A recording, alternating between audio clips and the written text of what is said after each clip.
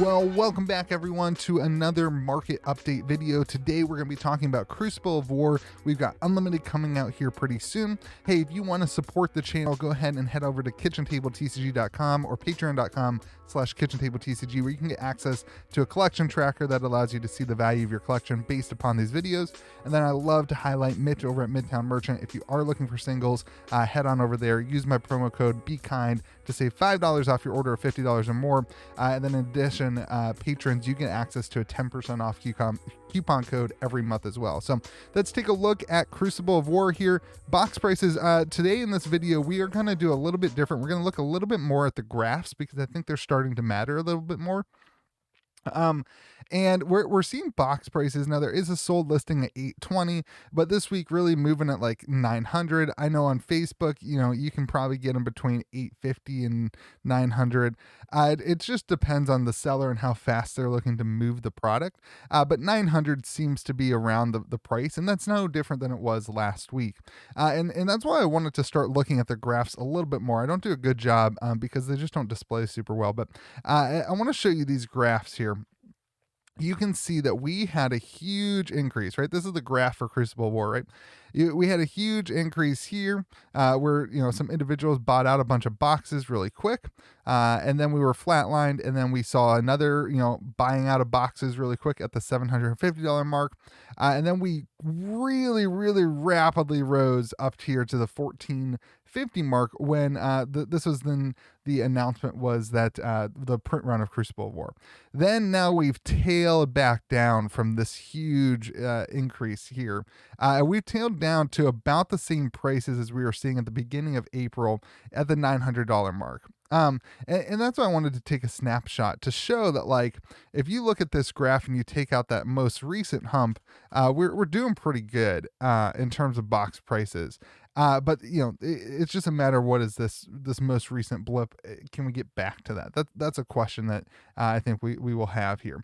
So I think it's a matter of time before some other people hop in and start picking up some product, and it's a matter of, do people believe in this trend line that went up right here or not, and how much does the actual print run really matter? I think is interesting.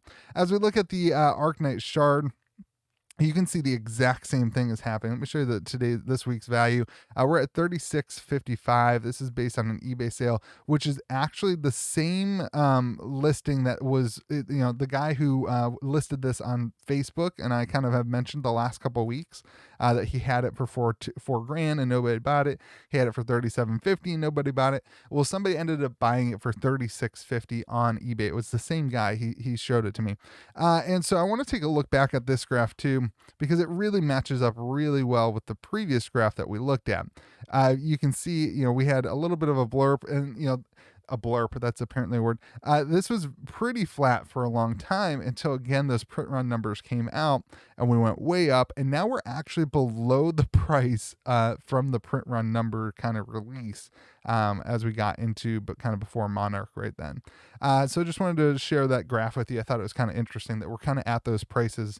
And we've seen the decrease at the same rate as the increase was, if that makes sense. Like, it went up in a month and it's come down in about a month, a little bit more. It went up in a little bit more in a month, came down in a little bit more in a month. I thought it was interesting that this, looks like a hump, not like a skyrocket. I don't know. It's not a peak. I don't know what I'm trying to tell you. I just think the graph is interesting when you look at it that way. So, looking at the legendaries then, if we pop in here, let me show you guys the prices first. This is why we don't do this every week, because it just takes so much work here. But Cheyenne at $37.50. Let's pop that one over for you. There's a offer. This was last week, I think, at $4,000. I wanted to show you that, but then I wanted to pop it up on TCG Player currently for $37.50. And it's super interesting to look at the most recent sales on TCG Player and see the price points there that were months ago. This one sold, that's not a month ago, that's last week, 2 weeks. One sold for $6,200, but then one also sold on eBay last week for $4,000. So it's interesting to see some action or some interaction with Cheyenne here. And this price seems interesting based on those prices last week, honestly. But I'm going to leave it at $37.50 because you can currently buy one on the open market for $37.50. Spring Tunic. Oh, Spring Tunic's kind of taking a beating with Unlimited, I think, coming out soon. I think that's probably why. And 300 on TCG Player again. Last sold. There hasn't been one sold on TCG Player since April, and that one was at 690. So interesting looking at that. Twinning Blade, there's one that sold on eBay. It was an auction for $985 or something like that. So all in all, that puts your legendaries down 13%. If we pop out and look at this graph as well, we're starting to get down to those price points as before April 2. We're not quite there, but we are getting close, to that kind of $1,200 range. Even into the we had a huge increase from 1,200 to 1,700, and that was a lot based on Cheyenne's price way back in March.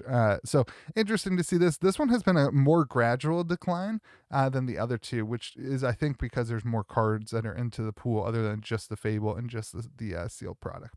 All right, let's take a look at the cold foil things as we hop in here. A lot of cards just not selling at prices that they've been at. So like Mandible Claw and Mandible Claw Reverse both sold on TCG Player, but then like we haven't seen a harmonized Kodachi sell recently. Zephyr Needle is kind of iffy. There's one not reverse one that sold for 120. There was an Edge of Autumn that sold on TCG Player for $80. Centauri Saber for 145, the regular one, not the reverse. We haven't really seen many reverse ones moving. Facebook is kind of hit or miss on these. It's hard to find them for sale, honestly. Reaping Blade is one that I did want to discuss here. On Reaping Blade, we had a sold listing at 210, but then on TCG Player, we had a sold listing for 230 and 150 this week. So a lot of interaction with Reaping Blade this week. I went ahead and left the price there. What did I put it at 200 based on those 150, 200, 220 or whatever I said. So I left it at 200. Aether Conduit down to 145. We saw one of those sale that we haven't seen for 3 or 4 weeks. And Talishar the Lost Prince actually going up to 123. So your cold foil rares are down 6% to an average of 158. Now your Majestics, we did see a Skullhorn on eBay that sold for $375, Crater Fist for $550, which is actually up. Breeze Rider Boots for $350. Courage of the Bladehold sold on, I think it was TCG Player that I saw it, for $775. Visiatronic is actually up for $600. Perch Grapplers for $300. Metacarpus Known down to $400. Last week, if you remember, there was 2 sold listings. One of them was high, one of them was really low, so they're kind of balanced out at $400. This puts your average Majestic at $537, which is down 7%. Brings your average cold foil then to $307, which is also down 7%. And if you want to pop in and look at the graphs, we'll show you the graphs on most of the stuff this week. So we went up. And again, it's kind of following that same trend, but you see the more product there is in line, like the more options you have in what is calculated here, the slower the transition down is, which I think is a really valuable piece of information if you are looking to start purchasing things, because it really starts to tell me where things are going, that there's probably still some room to fall for the cards, the singles here, but singles like the Shard, it's probably down to where like the bottom of it is. Same with sealed. We're getting close to that kind of pre-spike price, which is when a lot of people would have started buying in. And so I don't know, to me, I mean, that's a personal thing. I think it just suggests that maybe there's still some more room to fall for the singles here, but probably not for the sealed or the Fable. Looking at the Majestics then, the Rainbow Foil Majestics, you can see the same thing is true. It's taking a lot longer for these cards to fall in the trend line to get back. It also took them longer to rise up as well. It's just easier for people in the market to get a position of sealed product. If you go way back here, it was really easy for individuals to buy up a bunch of product from websites or from eBay. It's one thing that they have to purchase, so it spikes up. This is why I think cryptocurrency is so much more volatile because it spikes up. This is where I start thinking like sealed product is a better kind of way to look at where the market is heading. And then individual cards seem to be a kind of, you can get off the train if you need to by selling some cards because you have a little longer to see. But if you would take each of these cards individually, their lines would be spiking higher and lower. So it's kind of a double-edged sword. Long tangent. Basically, let's get to the rainbow foils. My point being is that they're taking on average a lot longer to depreciate in value. So let's take a look at the individual cards, though. Still a lot of value here. Your average is at $52 for the rainbow foil. That's down 8% this week. But as we look into some of the specific cards, you'll start to see, there is some moving up. The Stamp Authority needs to be blue. Stamp Authority was a weird card this week. There's a lot of movement on it. Beast Within is down. A lot of the cards that were kind of spec'd on for Monarch, we're starting to see re-enter the marketplace. So like Beast Within is down. Let's see, there's another one that some people spec'd on. We'll pop it up here when we get there. But let's see, where is our Spoils of War? Is another one sold for $125 this week. Dread Triptych is another card that people kind of spec'd on for Monarch. Same with Rattlebones, which is down. The one thing I do want to mention as we get into the non-foils is that the price between the foils and the non-foils is getting closer. And it tells me that players, again, need the cards, and so they're picking them up. Now, that'll be interesting to see where we are post-Unlimited release. But Gorgonian Tome at $220, Snag at $40. Aetherize is another card that was spec'd on pretty hard. Another one sold at $50. That one's dropped from $125 because it got really bought up. Lots of cards moving. All in all, we're down 8% for an average of $52.69. Now, if you look at the regular Majestic cards, keep in mind these some of these equipment cards are moving pretty well, but they are they're selling a lot of them, but the prices are still dropping. Dropping is a strong word. Declining. So 47 for Skullhorn, 55 for Crater Fist. Breeze Rider Boots actually went up to 42. Courage of Bladehold down to 200. So a little bit of movement on these, but not a ton of things to talk about. We're down 6% here. Some of the things like to look at, like Rattlebones at 36 is getting really close to Rattlebones Rainbow Foil at 40. And this is like on TCG Player, and these are cards that like the players need. They are buying the lowest version because players are buying the cards right now, not collectors and investors, which is a great place for the game to be, I think. I think that's a really healthy sign. I know a lot of people are panicking right now, but I actually think it's really healthy when the market's being dictated by players because it says that the game is in a healthy place. And so that's a win. So Bloodsheath, I know there's some that are selling for higher on eBay, but TCG Player and Facebook, they're kind of lower, down in the $85 range. Make sure you're doing your shopping and not just using these prices, but also just like shopping around, because at any point in time, people are buying cards for $110 on eBay and they're on the market for $85 on TCG Player. Or I've seen people buy something on Facebook for $200 that you can buy elsewhere for cheaper. So make sure you're shopping around. The prices are all over the place and people don't really know what they're doing all the time. So, just make sure you're doing that. All right. As we look at the rare and the commons, keep in mind that I just used TCG low for these things. So we're actually up 5%. Let's take a look back, because I think it's important to look at some of these things too. These did not spike as high. And you can see how consistent the price point has been. I gotta find a better way to do these graphs. You can see how consistent the price point has been, even though the rest of the market has been up and down. I mean, we are down, but not, you don't see those huge spikes that we've seen in the other cards. As we look at some of these individual ones, I will say, like, some of the heroes are losing some value, some of them are holding.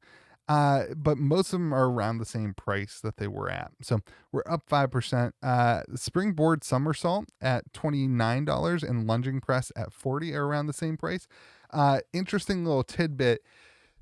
This week they changed some of the back end stuff on TCG Player, and they added a non-foil Crucible Springboard Somersault and a non-foil Crucible Lunging Press, which in my mind suggests that maybe there's not a non-foil in first edition. But maybe in Unlimited, we're going to not see a rainbow foil of these, and we are going to see the non-foil version. Just a little, speculation there, just a little note that I noticed when I was looking at the seller stuff on TCG Player.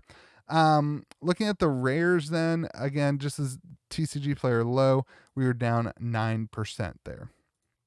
All right, looking at the common rainbow foils, again, just using TCG Player low, prices have dropped by 9%. Some of the important ones are still holding some value. Crack Bobble at 83, Quicken at 8, Copper at 12. Where's my Rune Chance are at 4, 375. All right, let's go ahead and look at the EV calculation. In each box, you're going to get a cold foil. And this kind of price takes into account getting a Majestic cold foil, about half as likely to get a Majestic cold foil as you are a rare cold foil.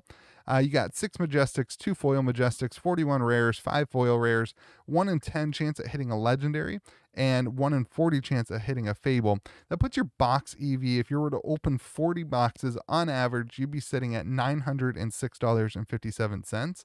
Now, if you're only going to be opening one box, you don't want to include that kind of 1 in 10 or 1 in 40 chance. You're going to be at more like $646 if you don't hit a legendary or a Fable. If you hit a Majestic cold foil, though, without a legendary or Fable, you'll be sitting at $982.75. But if you hit a rare cold foil with no L or F, you're sitting at $603. So you can see it really spikes based upon what you get. 906 is what we're going to track. And last week, to see where the value is, we are down 7%. I want to show you this graph as well, because I think it's pretty similar to the other graphs that you've seen. So you can see, like, we went up and then it's kind of been a gradual decline. We're not quite there yet. We had some huge increases back in March of like 21%, 26%, 17%. We have not had those huge decreases in price. Like, we have not had those huge, decreases from 30 to 20% in 1 week. Instead, we're at like 10%, 5%, 3%. So I thought that was really interesting as well. We're at 906, whereas right before kind of the peak in March or April, we were at like 811. So you could call it, you could even say that we were at, what is this number? Why is this not lined up? So the dates aren't lined up with the thing right now. This date was 894, which was right at the beginning of April, right, the week before April, end of March, 894. So we are getting close to the same value, but it's taken a lot longer to get there than it took to go up, is what I'm trying to say. All right, sorry for that huge tangent. Here we go in the top 10 cards to gain or lose value. Let me move all this stuff around.